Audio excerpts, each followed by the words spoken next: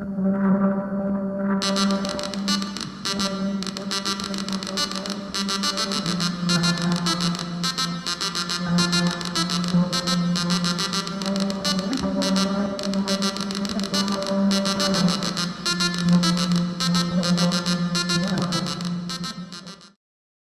is a strange beast. One day you called me up and said, "David, I found this really neat thing. You have to check it out." Yeah. You just threw our BBS away and brought up FidoNet.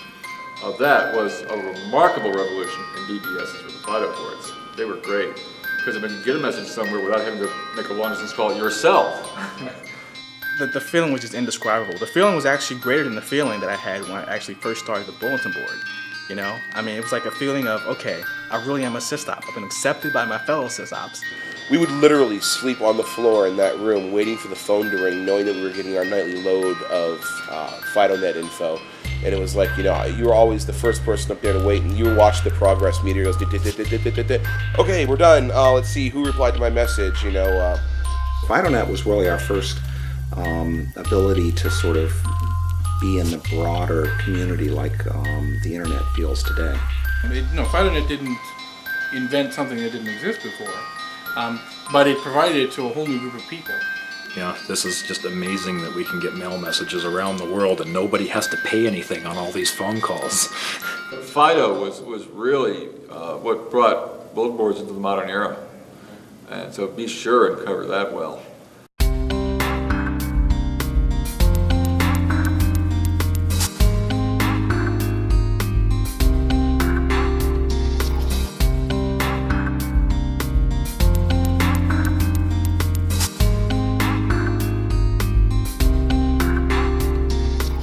I had no idea it was going to become so amazingly large or long-lived. That's the part that gets me.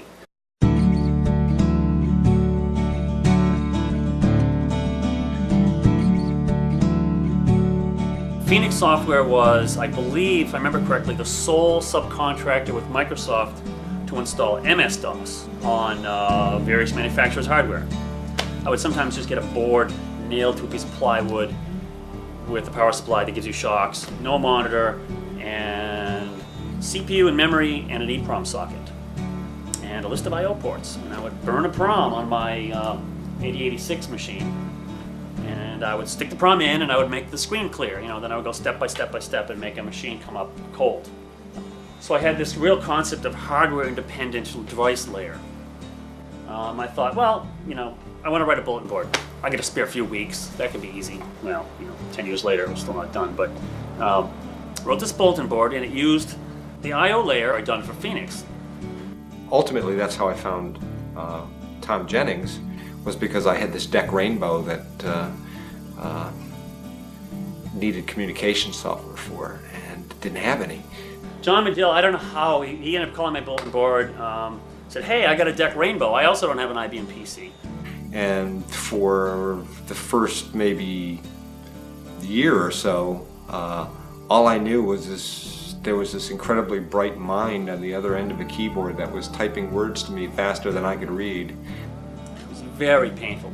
He would tell me some data, I would make a binary, he would download it at 1200 baud across the country, you know, during the day, and we did this a dozen or 20 times, and finally the freaking thing worked. It was really, it was fun. I mean, I remember a lot of anticipation about that first version, but I don't recall it not working, you know? Maybe that's just selective memory, but it just like always worked. And that's one of the things that was amazing about Tom. He cut a lot of code, and it worked. So there was a bunch of Fido bulletin boards, and then John and I were just doing so much keyboard chat, you know, sysop chat crap. It was making me crazy, and it was costing a fortune. So I don't know where I caught when I remembered that bulletin board to bulletin board message thing.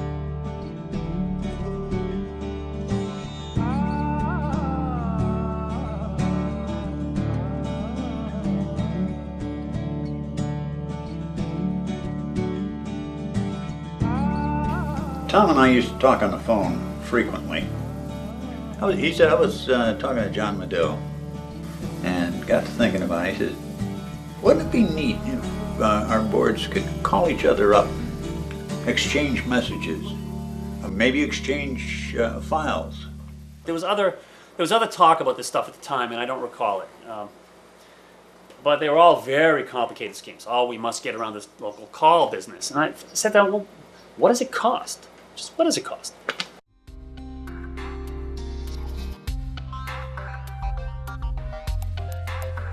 Just did the math. It just wasn't a whole lot of money. Basically, in 1 minute, you could move a couple of K of text or something. So the economics just went that bad. So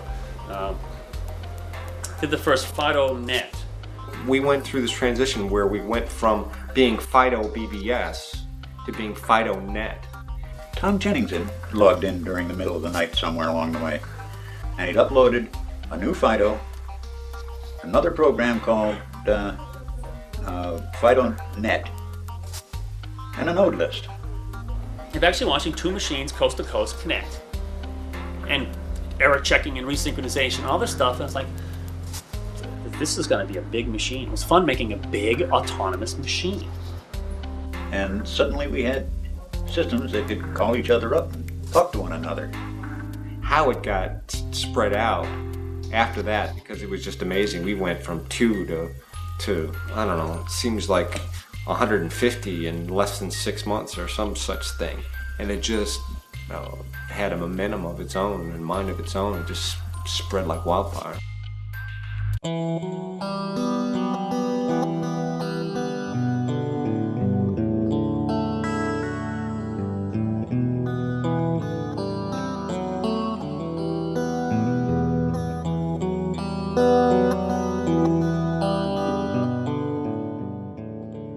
When Jennings was running it, somebody'd call him up with a change, and he'd write it down on a post-up, and he'd stick it up on the wall. And maybe he'd see it in a week or so and finally get it edited into the node list, and maybe it'd fall off the wall and he'd never see it at all. And his wall was a mass of post-its. How he ever found anything in what was on the wall, I don't know. He published the node list whenever he felt like it. So there was no way that you knew that a new node list was available. So Ken and I got together over the phone and I said, we've got to do something about this. So I made a conference call with Ken and TJ. Our position was, you've got to give up this chore and let somebody else do it. So he says, okay, you do it.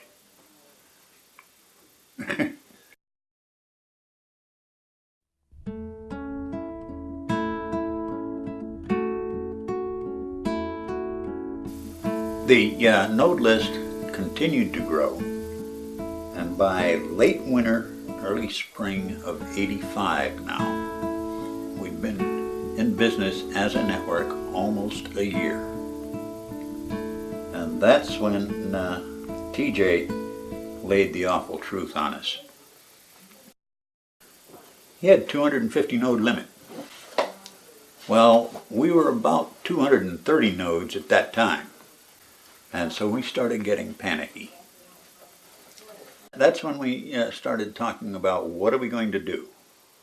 We're running out of node list space. The node list is becoming unmanageable. It's so big anyway.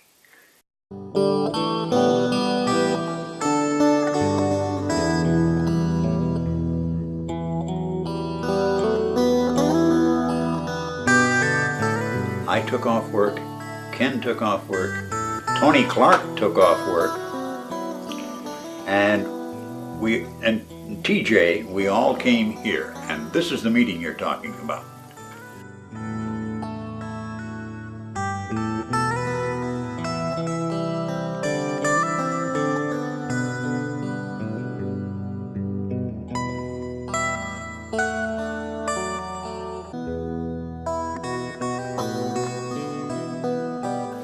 TJ had some maps in his knapsack, and he pulled out a map of the U.S.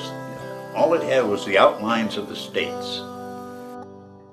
And Tony Clark and I got down there with felt tip markers and started carving out regions.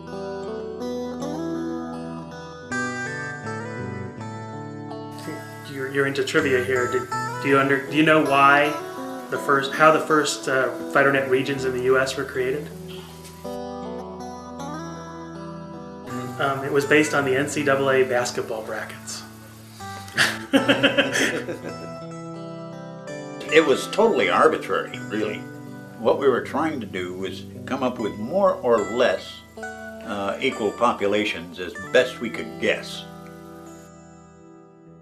We were all prepared for a horrendous horror story when we switched from the amorphous net to the net node concept, because we all did it on the same day. That sticks in my mind more than anything else when, they had us go from just nodes to net node, and how, they were all so worried about, we're going to do this at like midnight and everything's going to either work or it's all going to blow up, and everybody had to be ready to do the same thing at the same time, and, the good old days. I figured, oh, it's going to be a catastrophe.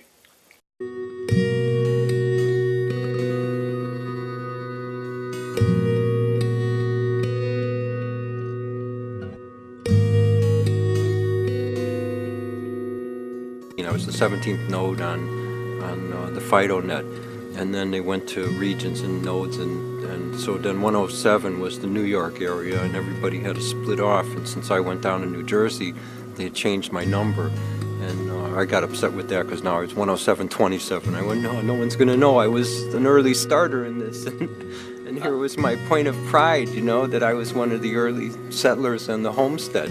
So yeah, it was a giant ongoing software project. It was kind of open-ended. It's kind of fun up until like 92. Almost 10 years.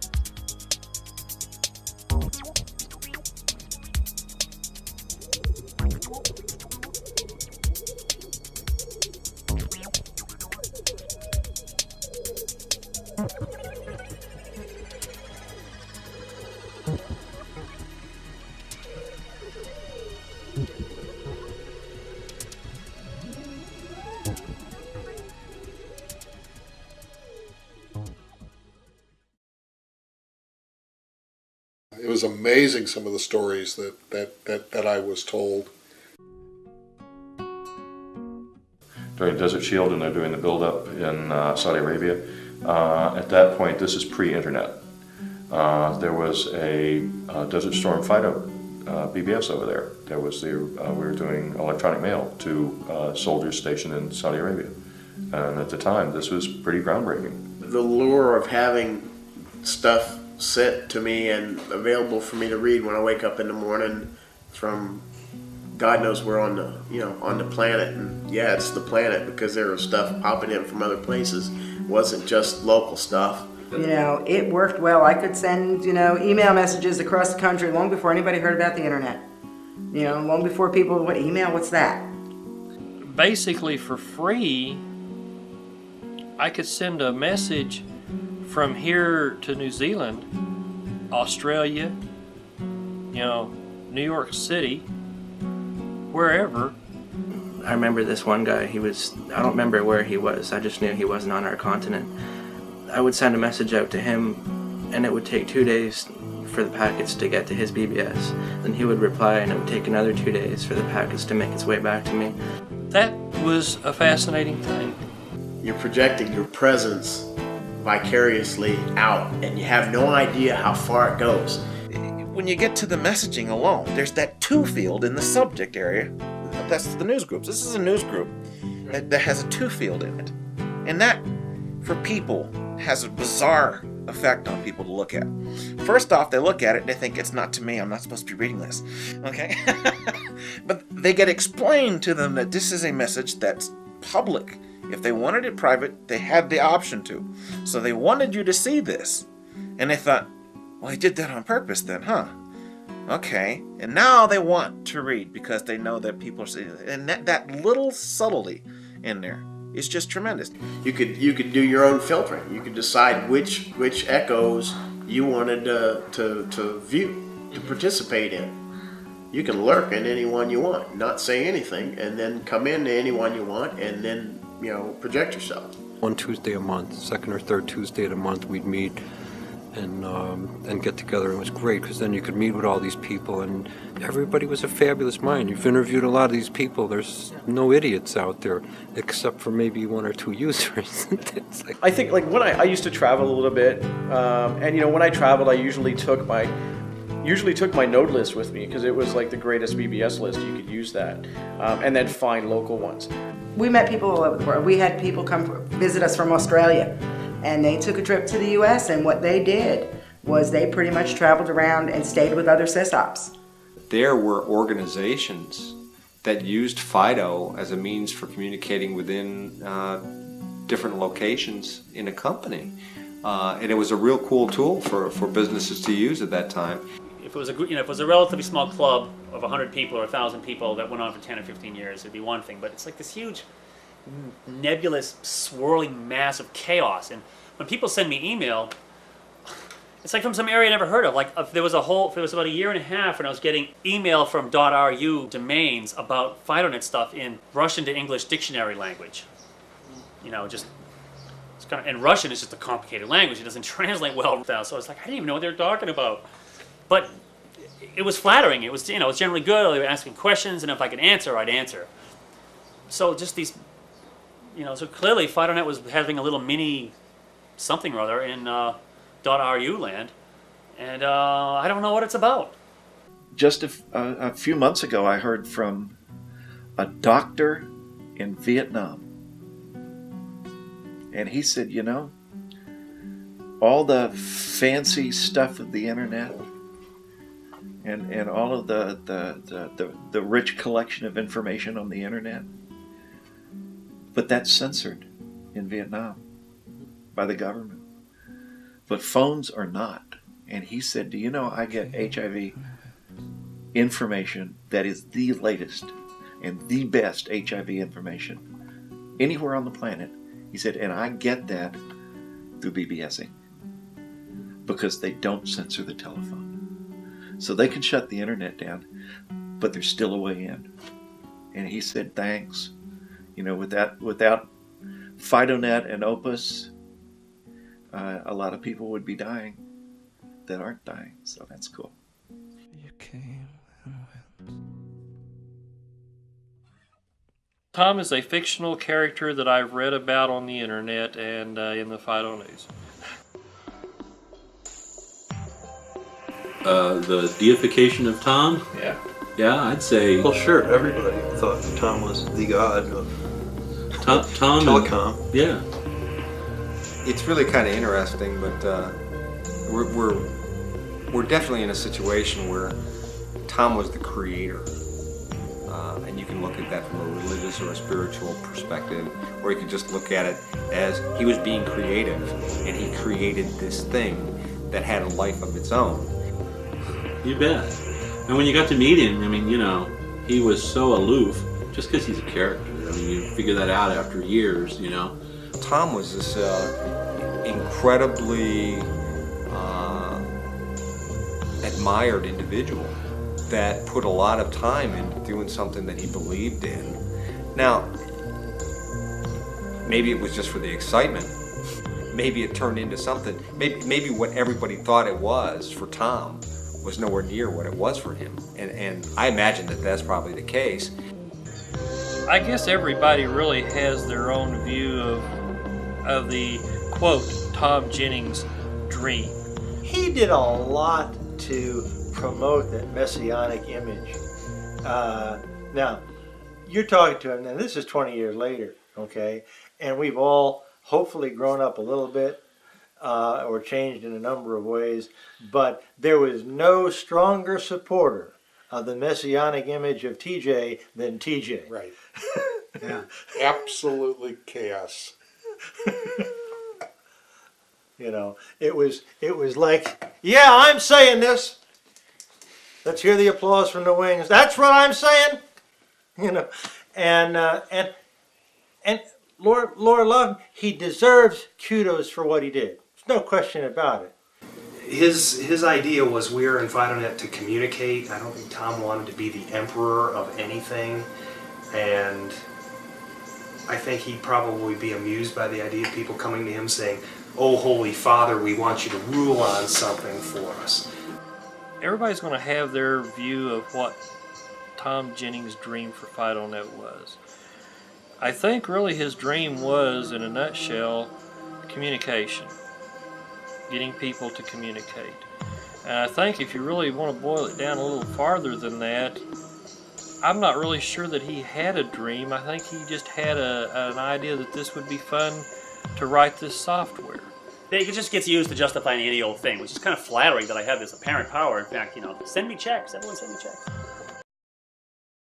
So there was this net node thing. The region, the linguistic error I made was calling it a region, with the idea that nets are encompassed in the region. Rather than just being a logical entity, they were taken to be political boundaries. And this gave them this de facto position to assume geopolitical power over sections of the FidoNet. And that started in '84 and was, as far as I'm concerned, the goddamn fucking ruination of FidoNet. The political conniving over region stuff. And the little petty thief stuff. Oh, petty dim-witted bulbs who I still get mail from once in a while. The technology is easy, it's the politics that's hard. There was this whole political side that just, whoa, yeah. I have approached people in the past, hey, how about FidoNet? And they're like, ooh, too much politics, too much fighting. It's the same crap that's been happening ever since Tom created basically the second node out there. I mean, the politics have been going on since day one. And it's just people that are trying to do their own power plays. It's sad that they're taking a really nice technology and distorting it to their own means. FidoNet was a good thing. I really enjoyed being associated with FidoNet. The politics killed it. Instead of getting something accomplished and done, when you put something on the floor, everybody else wants to be part of it, and the only way they feel they could be part of it is by trying to make that thing better. And then you get involved in a bitching competition about how it should be done right. Nothing ever gets done at all, and all that's left at the end of it is just a whole bunch of bitterness.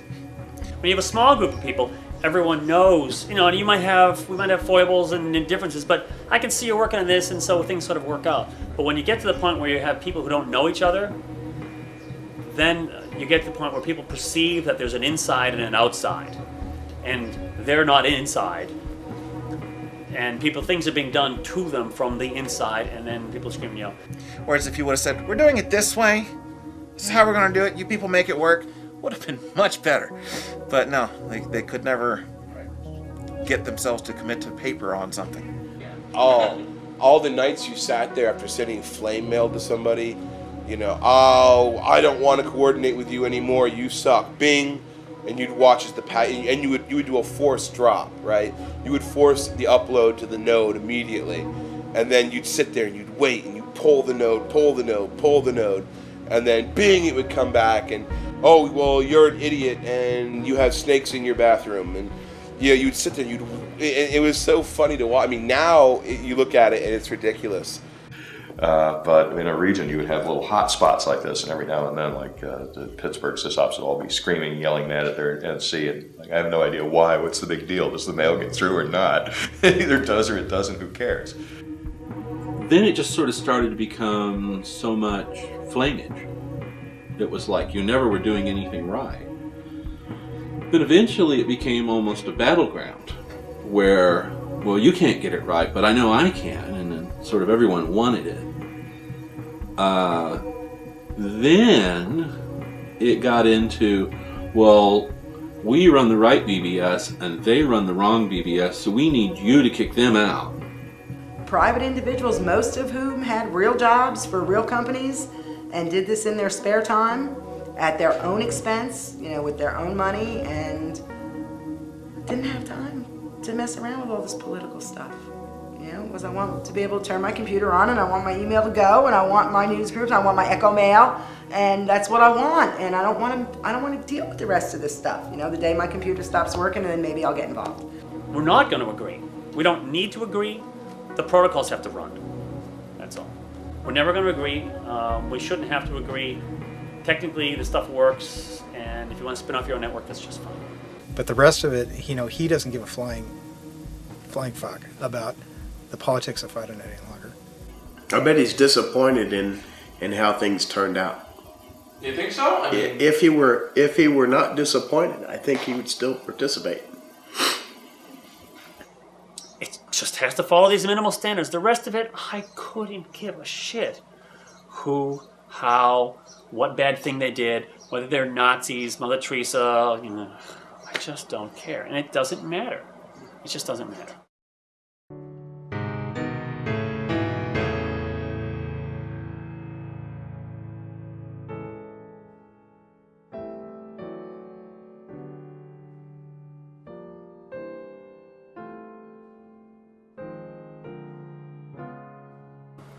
The whole IFNA debacle, it's a very sore point amongst a number of people.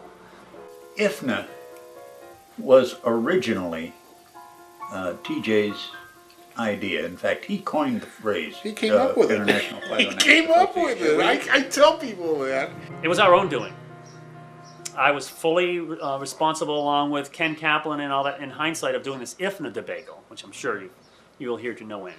Back in '84, he was talking about an International FidoNet Association, and he wanted it so that he could distribute T-shirts and bumper stickers, Right. and that's about all he could think of Right.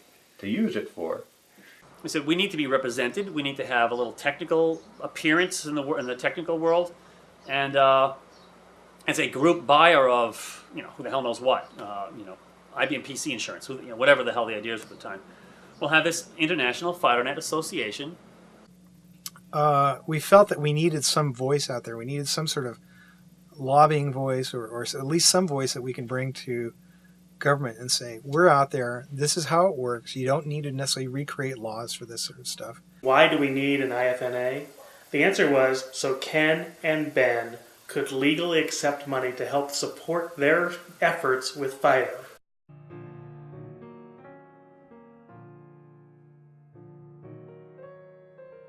Ken's phone bill at that time was monstrous because he was pushing the node list out.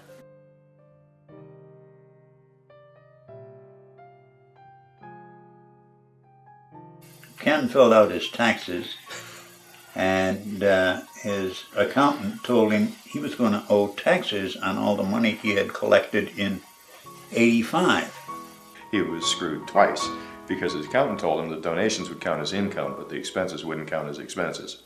It wasn't a huge amount, but it was a non-trivial amount, I'll tell you. And it was insult to injury. And Why to report it as income? Exactly. So that was one thing that, you know, suddenly, and he's already collected he had already collected by April as much in '86 as he had in all of '85. It was basically structured so that money could be given in, so that the people who were putting out lots of money for their hobby wouldn't have to put it out. It would be taken care of, so that those central nodes, the modems would be given to them. But we needed an organizational framework in which to do that. And conventionally, that's a 501c3 nonprofit corporation. So that's what we did. That was the beauty of it. Like, wow, we don't have to charge you for this. It's not even like an ISP to get on. We don't have to charge you. It's like, but we have to have this rule book because otherwise they won't give us this classification. And corporations will just give us stuff. I spent all the money that came into IFNA. I was, one individual. I had one P.O. box. I was spending it on postage. I was spending it on, some of it phone calls on corporation. I was doing absolutely nothing except for going out of my way to try to cross my T's, dot my I's, and do everything to properly set this organization up. It was something we all agreed on, and unfortunately it got bastardized very quickly after it got taken over, because everybody feared that this was going to be some organization that was just going to destroy FidoNet. I got just absolutely, this guy is stealing money.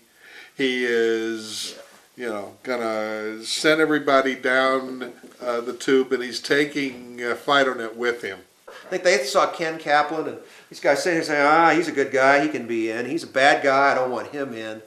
It's horrible, it's miserable, we don't want it, we hate we it. We wanted to steal FidoNet. Yeah. We had created FidoNet. We presented this idea of the IFNA, voluntary association, but we blurred some lines. We really fucked up. It would also manage the node list.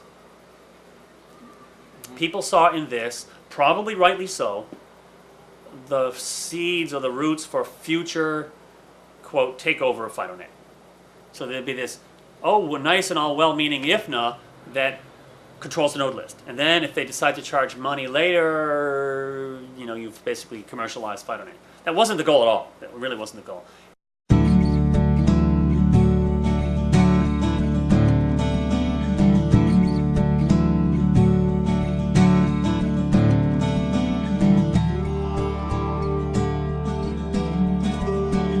Everybody had been able to think about it, because I guess they'd announced before this meeting that this was going to be the big organizational meeting of the IFNA, and they'd left people alone way too long to think about what that might mean. And they had already decided not only how horrible it was, but specifically which evil, foul, universal crime against humanity it was going to commit. And when they stood up there, I don't think anybody was more stunned than they were. What happened was it blew up in front of us. We were like shocked. People are screaming, we're being railroaded, blah, blah, blah. And then, once that polarization hit, which was within 30 seconds of the first meeting to discuss whether we should do this and whether this was the way to do it, it was spiraling out of control from then on. It was a whole horrible mess. We didn't understand what was going on. There was just no good way to please the masses. So IFNA was a nice idea, ill-conceived. I think on our side, people might have been less altruistic than others.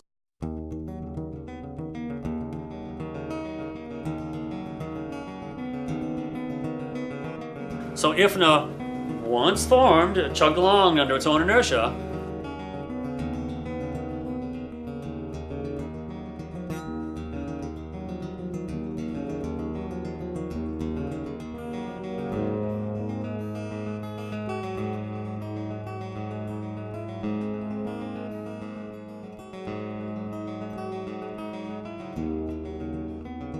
By 86, I think in 86 I did the big embarrassing debacle on the podium.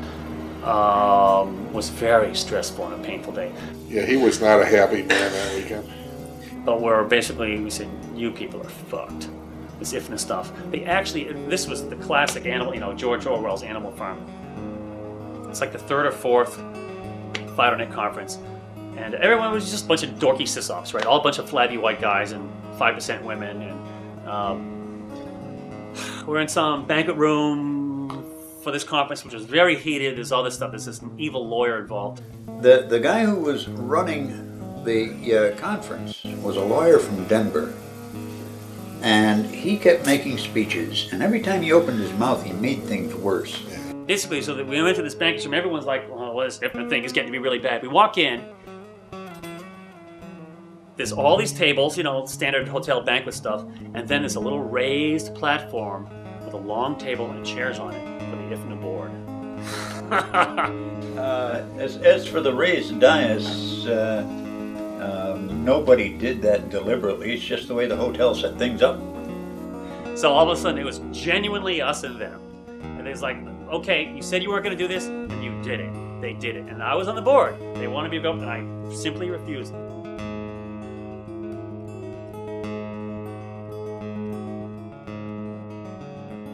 I said some horribly disparaging thing about it, and other people were up in arms. And then poor Ken Kaplan, because his heart was always in the right place in this stuff, always. Poor Ken Kaplan said, okay, that's all, and it just collapsed into chaos.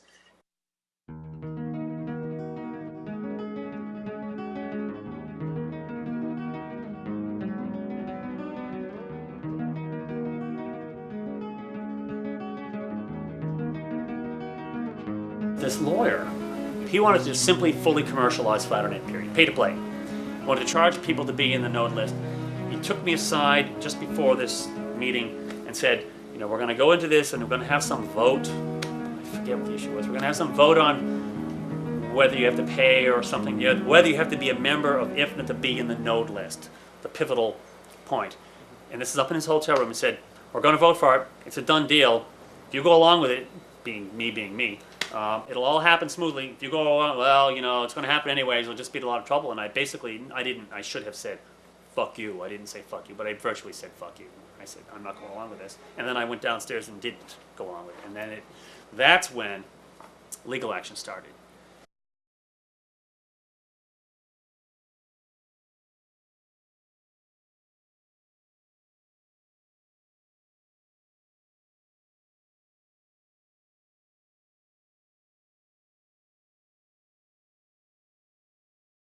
It was fairly easy for a small number of people to wreak a large amount of havoc.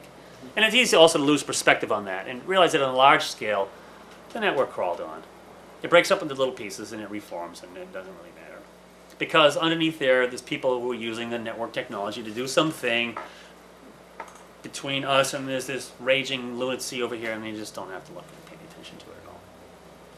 So that was its saving grace. It just runs in spite of the idiots.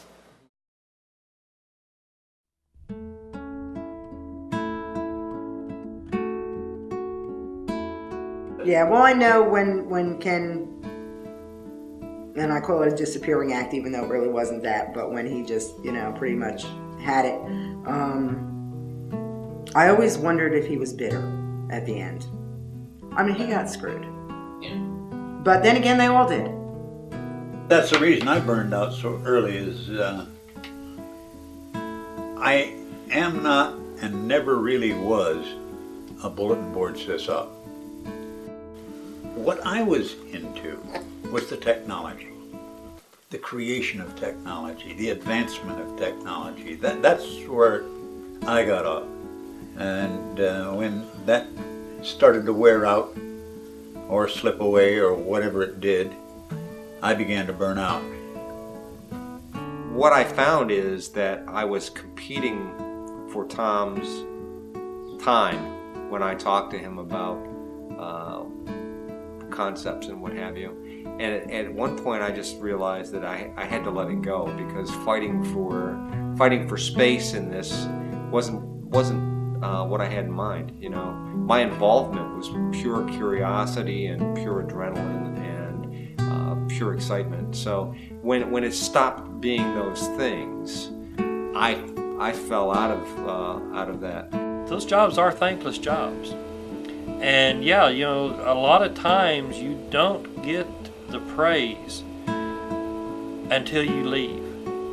It's so nutty, and you sit there and you're getting cursed at, and I'm not an evil guy, I know I'm not, what the hell? And they eat you up. It's like you're sitting there and all of a sudden I realize, you know, my wife divorces me because I'm always on the computer, but I'm on for these stupid conference things trying to straighten, you know, and explain myself over and over again. And you go, what am I doing this for? This was supposed to be a nice hobby. And you know, whenever you throw up your hands and say, "Oh man, I quit. I'm so tired of this," blah. Well, you can't leave. You're the greatest we've ever had. You know, really? You know, why didn't you tell me that? You know, back then. You know, why do you wait until now? You know. When we let FidoNet go, we made sure that whoever we handed it off to was someone who was going to keep it going. So I know, when I walked away from it, I knew that, maybe these guys weren't going to keep it flying for as long as I did. But it kept going.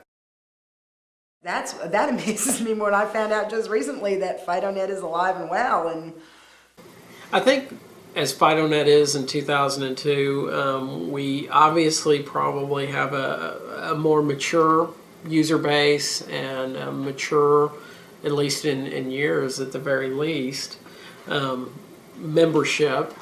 The folks that are involved with it now, yes, there can be some parallels that some folks might draw to ham radio or other hobbies that have been around for a while. We are a dwindling breed, but we're stubborn. I look on that as a badge of perseverance, and I still find value in it. Do you think there'll be a FidoNet in 10 years? Absolutely. What it looks like, I don't know, and I'm not even going to try and predict. It'll be smaller, I would bet, but yeah, there'll be a FidoNet in 10 years.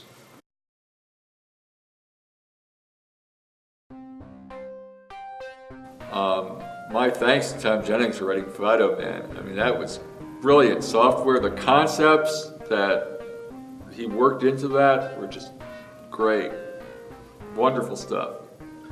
It taught me that you can't have, I was an anarchist and anti-war and everything, and after that I understood benevolent dictatorships.